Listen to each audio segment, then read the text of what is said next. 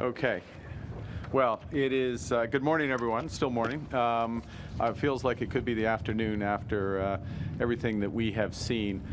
This is an absolutely extraordinary deployment, extraordinary group of women and men, and it is my pleasure to greet the members of the Canadian Armed Forces and our NATO allies. It's an honor. It's a tremendous honor for me and the Minister of National Defence of Canada to be with you here today at the Ādaži Base. The Minister and I have just come from a trip where we've been in Riga, in Berlin, in Warsaw, and Kyiv. And it's fitting. We've been building up to this moment. It's fitting to conclude our trip here at the Ādaži Base, standing with so many courageous men and women who defend our values, our freedom, and our security every day. This, as we've seen this morning, is much more than a military base. It's an anchor of service, of cooperation, a foundation of security. A foundation of security in a world that's more divided, in a world where we must once again contend with hard power, contested borders, and authoritarian aggression. Ce bâti est un pilier de service de la coopération et de la sécurité dans un monde qui est à nouveau confronté à des puissances militaires, à des frontières contestées et à l'agression autoritaire. Those serving in uniforms, and 14 uniforms, at this base represent over a dozen allied nations. Allies who train together in advanced combat and strategy. Allies who work together seamlessly. This is one of the impressive accomplishments of this base, Colonel. Working together seamlessly to preserve peace and security in Latvia, collective security in the Baltics, in Europe, and across NATO. Thank you. Thank you for the duty and devotion that you demonstrate every day. When the Minister and I were in Kyiv on Sunday for Ukrainian Independence Day, it would be difficult for us to overstate the enormous gratitude that was conveyed to us by the Ukrainian people for Canada's contributions and the contributions of our allies to their freedom and independence. Canada's contribution over the years includes more than 45,000 Ukrainian security service members who've been trained by Canadian soldiers as part of Operation Unifier. And we'll see some of those soldiers, some of the officer corps later today. Ukrainians know that Canada and our allies stand with them. They know that their cause is our cause, that we stand with them for freedom, for democracy, and in independence.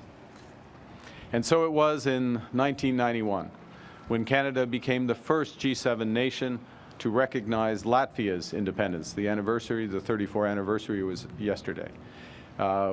We recognized that independence after Latvia had courageously reclaimed independence after decades of Soviet rule.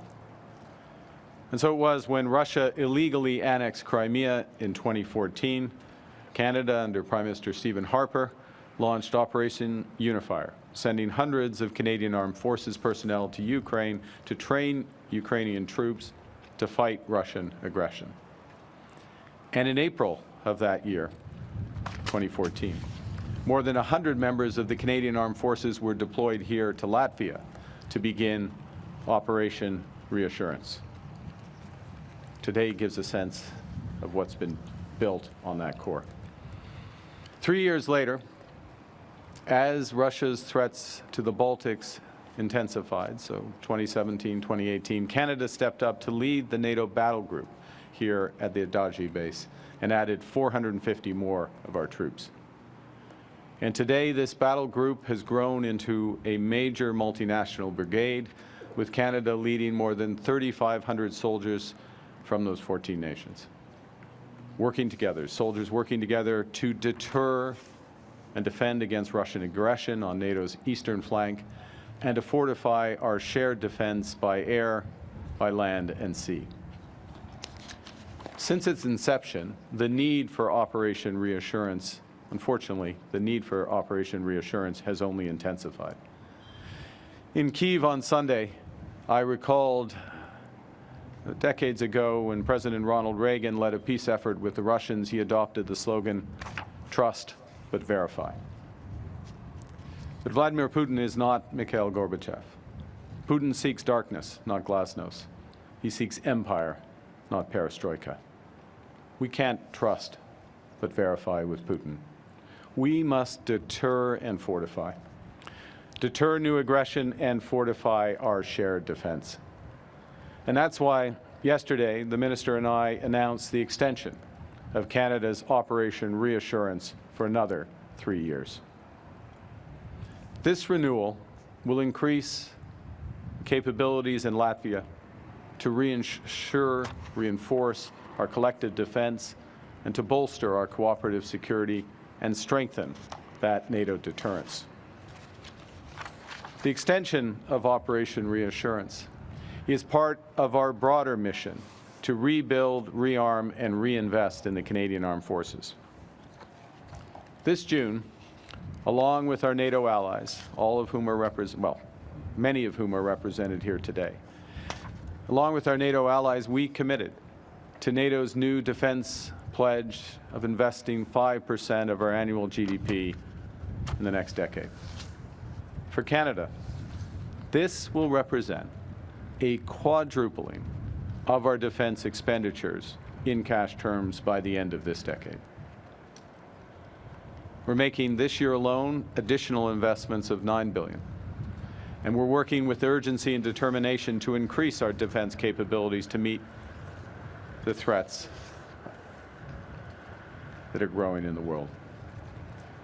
Notre plus grande force, ce sont les femmes et les hommes des forces armées canadiennes.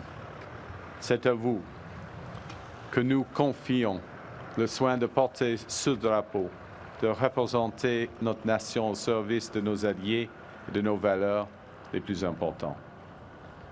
Vous êtes ceux à qui nous faisons confiance pour porter le drapeau canadien, ceux qui risquent leur vie pour lui.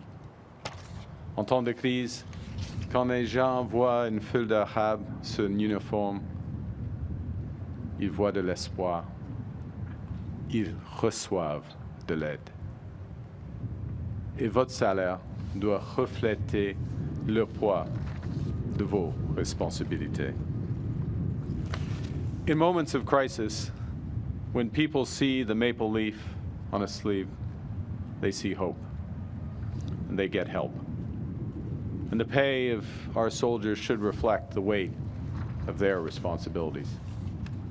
And that's why last month, Minister and I announced the largest pay rise in a generation for the Canadian Forces, with all members of the CAF receiving a pay rise. Those pay increases are retroactive to April 1st of this year, and the rise will be applied on top of base pay. We're also introducing a new military service pay benefit, recognizing the time spent in uniform. And we're increasing the pay for high-risk training and deployments, such as here. And we're reforming posting allowances so that families disrupted by frequent relocations, including some of the soldiers here coming to Latvia, receive greater support. Lorsque les membres de forces armées seront mobilisés ici au pays ou outre-mer, ils pourront se concentrer sur leur mission sans autre préoccupation. Et c'est comme ça que nous faisons en sorte que lorsque les Canadiens et Canadiennes sont en détresse, lorsque nos alliés appellent à l'aide ou lorsque notre souveraineté est menacée, les forces armées canadiennes sont prêtes.